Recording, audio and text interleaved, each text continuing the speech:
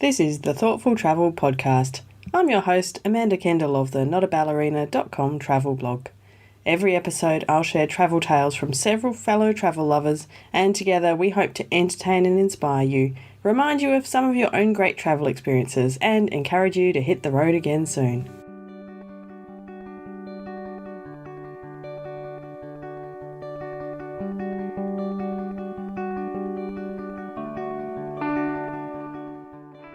Hello and welcome to episode 22 of the Thoughtful Travel Podcast. If you're a regular listener, you might have noticed that I've had a couple of weeks off. I've actually been very busy moving house, and thank you so much for the messages from several listeners who obviously were wondering where I am and where are the new episodes. Especially thank you to my dear friend Jules, who sent me a message and kindly worded it through a fear that perhaps she'd messed up her podcast technology and my new episodes had stopped popping up. But then she did finish her message by saying, on the other hand, if you're having a break, then good on you and sorry for being so demanding. And I don't mind at all, Jules, that you were demanding. It's really nice to know that people are looking for the episodes every week. But I'm back now, and apologies if I sound a little bit echoey. I am only half moved in here, and it's been a little bit tricky to get a space to podcast in that's good sound quality.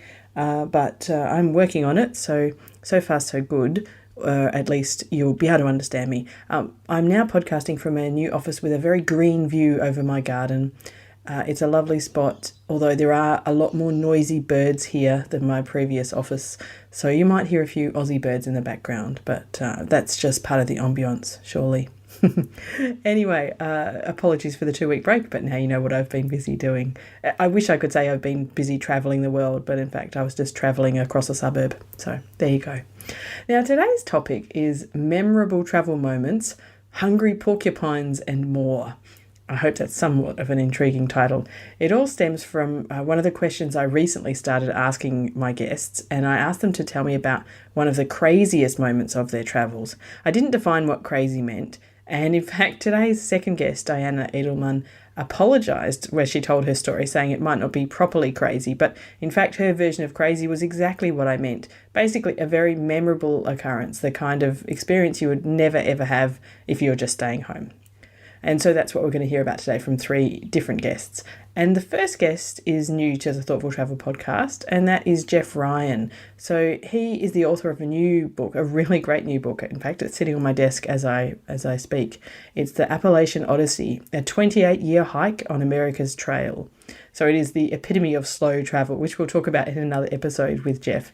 But today, his memorable story features the porcupine of this episode's title. As you know, we did the Appalachian Trail in 28 years, and each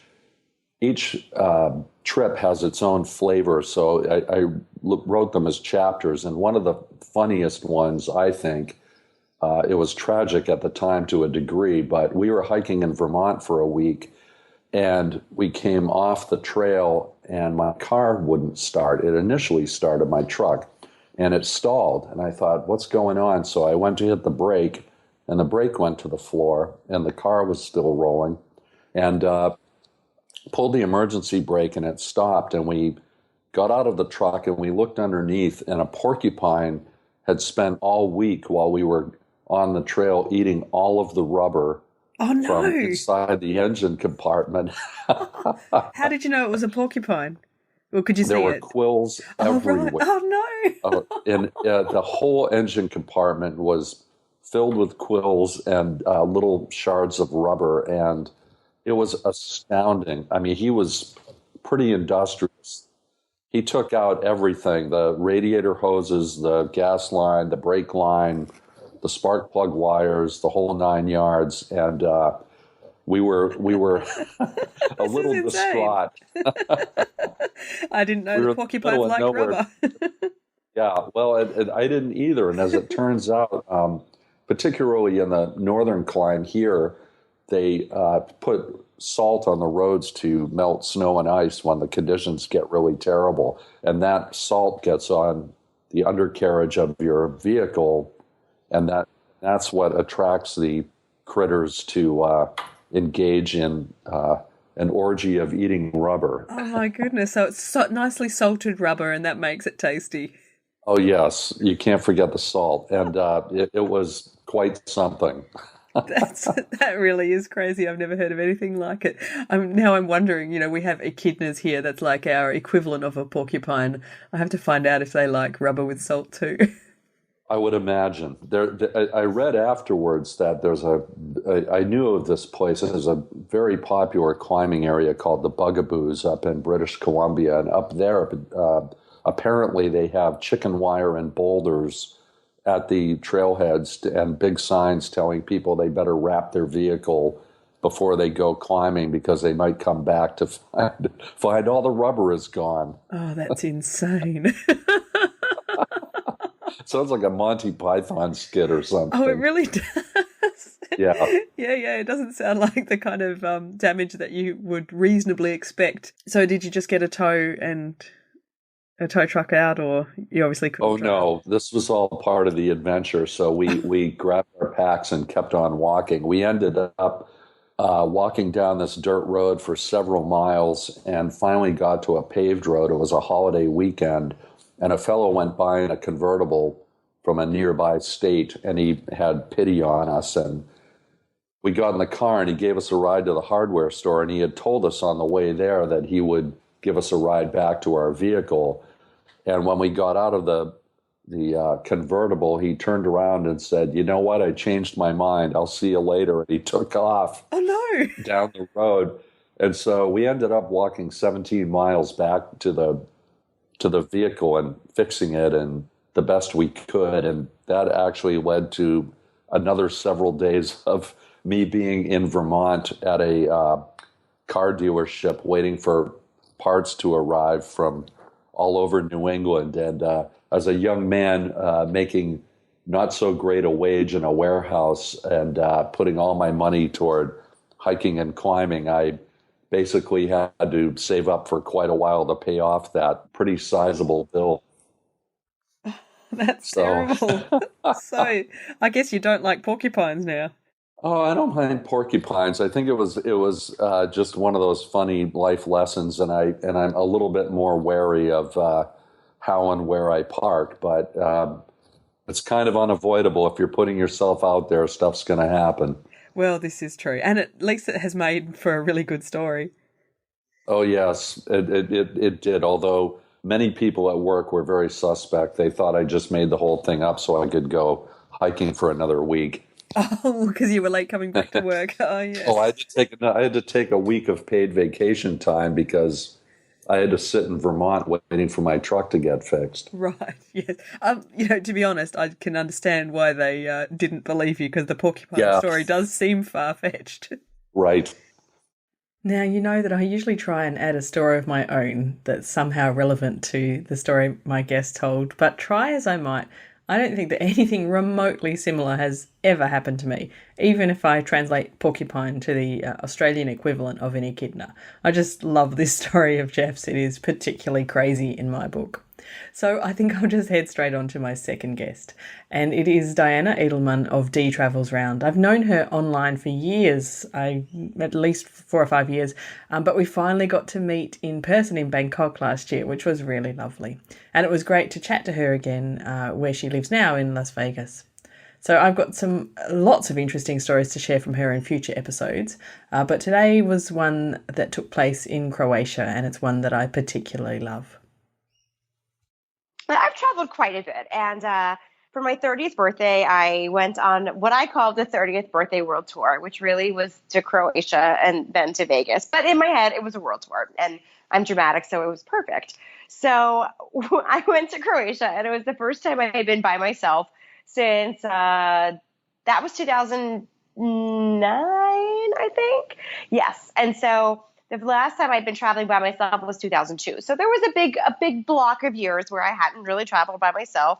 And the last time I had gone was a month, and I was in my early 20s. And here I am turning 30, and I'm by myself again. So I'm in Croatia, this amazing, beautiful, gorgeous country, just at the shoulder season. So late September, middle of September. And I decide I had nothing booked on my trip except for the first 2 nights, because I typically, when I'm traveling like that, I like to just kind of go and wing it. because you never know who you're going to meet, what you're going to do, the randomness that will come when you are traveling solo or just backpacking, traveling in general. So I flew into Zadar, and I ended up going to Plitvice with a girl I met, and then, I'm sorry, not Zadar, Zagreb, and then Plitvice, and then Zadar. And so I was by myself again in Zadar, and I knew I wanted to get to Split. So I booked it over to the bus station and said Split, and they gave me the bus ticket.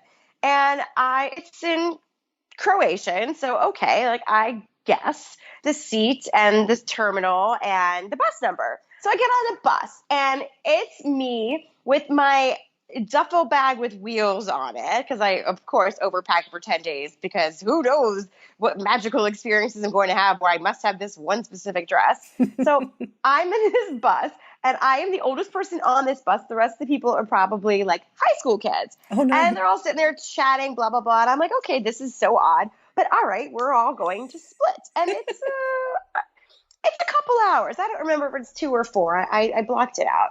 So I'm on this bus, and we're going, and we go, and everyone's yada yada all talking, and I'm just sitting there like, what to do? I'm going to Split. I'm so excited. And all of a sudden, we're not on the coast anymore, and we're going up into the mountains. That doesn't sound like, right. Okay, no, it doesn't. But I was like, all right, whatever. I'm just going to stay. And I looked to the person next to me. I'm like, Split, and pointed my ticket, and she just smiled. And I was like, all right. So we're still not quite sure of what's going on, but okay. So we're going, and we're like up in the mountains now. Like we're talking like benches with stones and roosters running around them, and then little houses and stuff. This is not tourist Croatia. This is local Croatia, and there's a huge difference. So I've been on the bus about an hour now, and most of the kids have gotten off the bus, and it's me and maybe like 3 people. And I go to this teenage guy, and I was like, Split? And he looks at me and says, no. And I was like, do you speak English? Not really. Okay, great. So I go to the bus driver, and I'm like, Split? And he looks at me, no. And so I'm sitting there, I'm like, oh my God, where am I? What am I doing? I have a reservation at this hostel tonight, and I'm in the mountains. So this kid like chats with the bus driver, and the bus driver like gets on the phone, and I don't know who he's talking to somebody very animated, and looks at me and just smiles and shakes his head like, oh my goodness. So I was like, okay, I don't know what's going on, but I like want to cry right now because I don't speak this language, and I am in the middle of nowhere, and how am I going to get back to Zadar because I don't know where I am. So we stop at this bus stop, and there's another, chickens running around this little stone bench for the bus. And the kid that had originally translated to the bus driver was like, okay, you get off here and sit here for an hour, and the bus driver will come back and get you. Oh, gosh. And I looked at him, and tears were in my eyes. I'm like, no. That really sounds bad. And he's like, yeah. And I'm like, I can't do that. Like, what if he just leaves me, and then I'm stuck in this Croatian town for the rest of my life, and oh my God. Oh yeah, definitely the rest of your life. I was just like in drama mode completely. So we're like, I say no, and the guy's like, okay, then you just stay on the bus. And I was like, fine, all right, I'm staying on the bus, whatever. So we drive him maybe another like 100 yards or something, and the bus driver parks the bus, opens his door, and he's like, okay. And I look at him, and he was like, okay. And I was like, what? And he's like, okay. And he gestures for me to follow him off the bus. And so I do. And we are at a house. And he's like, okay. And gestures me to like follow him up the stairs. And I'm sitting there, I'm like, dear God, what? Like, this is, in the horror movies where there's a dumb girl that does all the things she's not supposed to do. Like, I was that girl. I know, but it's hard not to be, isn't it, in a situation like that? What else can you do? Yeah. Yeah. And I was like, okay, well, I feel like he is not going to harm me. I don't get these run, Diana, run vibes. And if I did run, like, where am I going to go? Well, yeah, exactly. So, like, I go in his house, and he's got his son who's probably a couple years younger than me, and his son speaks English, and he was like, okay, we invite you to dinner. And I was like, what? And so they like sit me down, give me like cherry juice, they make me soup, they give me cookies. He gets on the phone and like tells the bus station what's going on, and the son's like, oh, how do you like Croatia? Like, helps me organize everything, helps me call my hostel and Split. And they're like, right on, come on down whenever you're ready, no worries, see you soon, bye. So, okay. whatever, we sit and have dinner, and it's very silent because, his son speaks English, but not a whole lot. And then he's like, okay, and puts me back on the bus. The whole bus ride back to Zadar, it's just me and him. And he just keeps looking at me and smiling and laughing. Oh, my Like, goodness. he just finds this hilarious that I have gotten on this very, very wrong bus. So we get back to Zadar. He walks me to the ticket counter, gets me a new ticket, walks me to the bus, shows me the ticket, shows me the terminal, shows me the bus number. He's like, here, and just points. He's like, okay, thumbs up, okay. I'm like, yep, okay. And then I get on the bus and I go to Split. So, oh, thank goodness.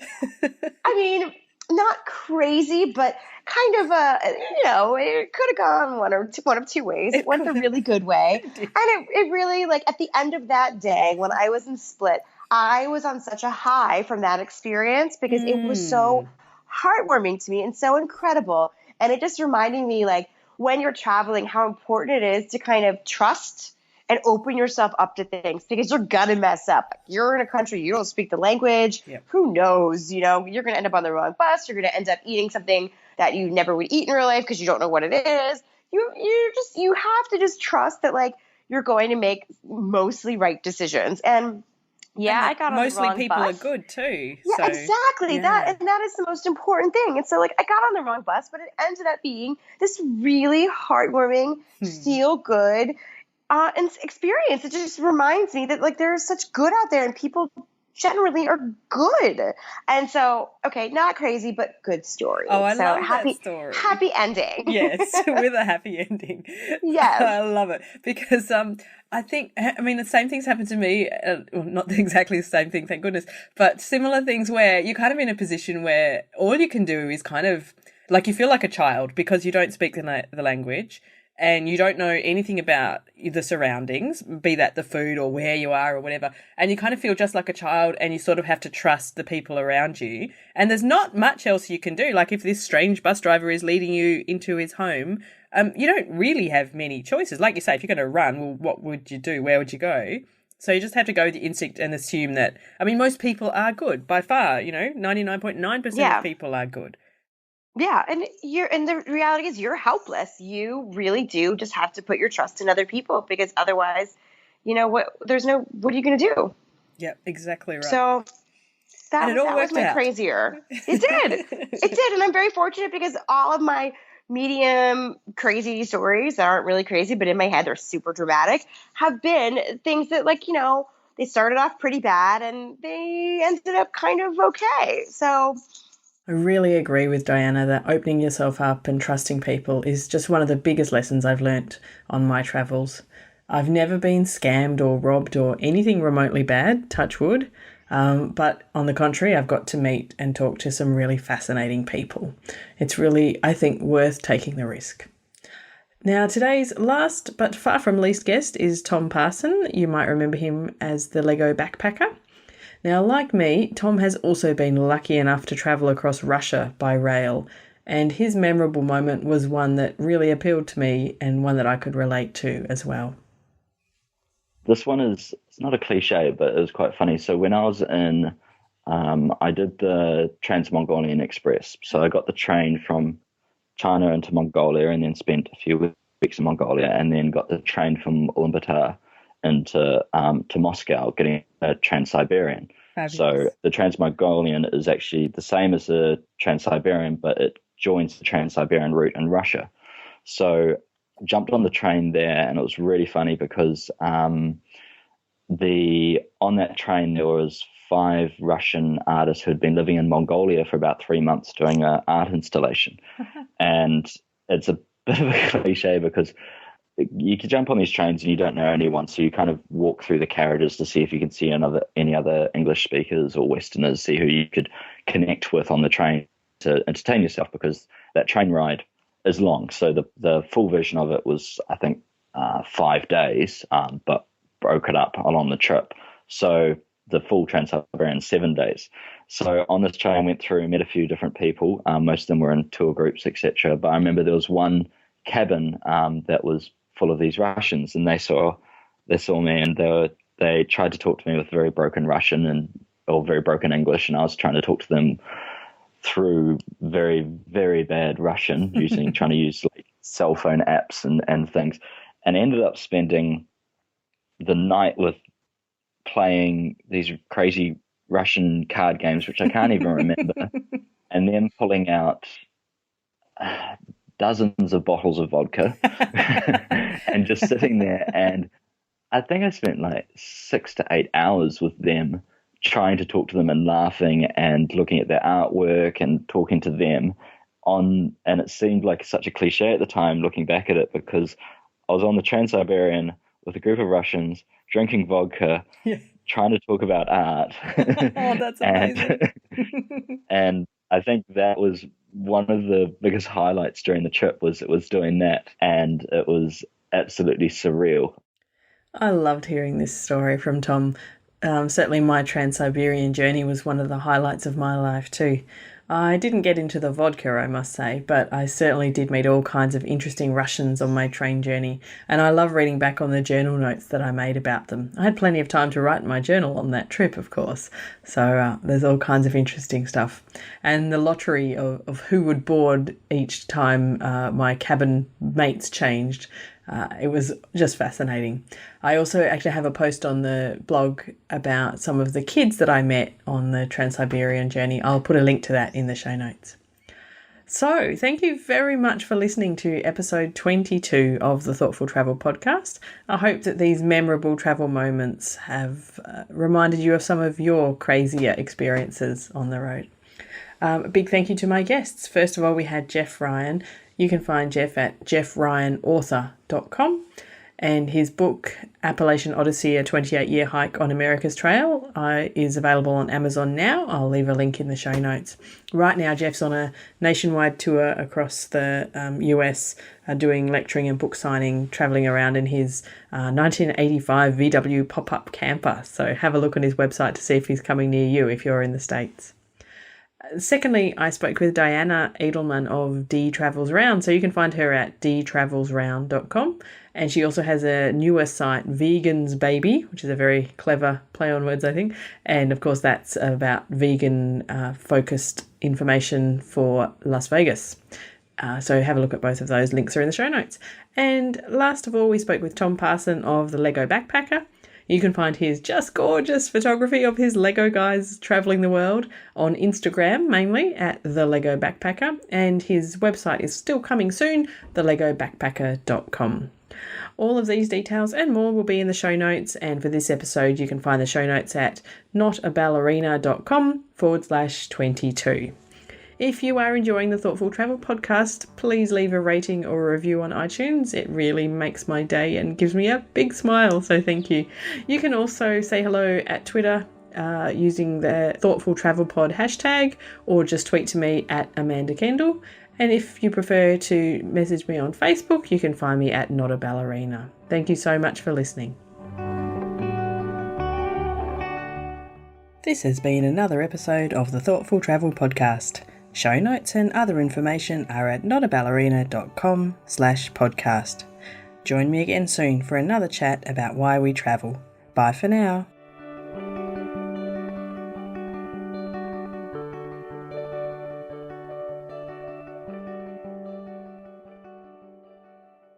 Jackrabbit FM. For your ears. Who is that? Hi, Porcupines.